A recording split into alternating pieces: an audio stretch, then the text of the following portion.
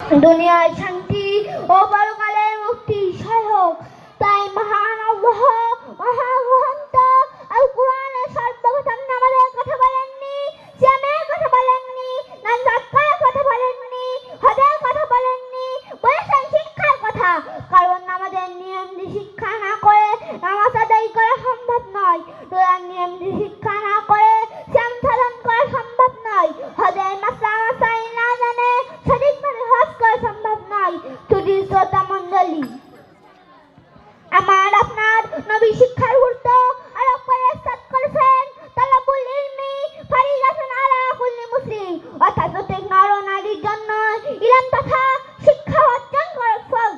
মুসলমান হাজিরিন, পরিশেষে আমি বলতে চাই, বর্তমান সমাজ প্রকৃত শিক্ষাকে ভুলে গিয়ে কুশিক্ষার্থী রহমান মুসলিমরা পৃথিবীর নানা কাছে পৌঁছিতে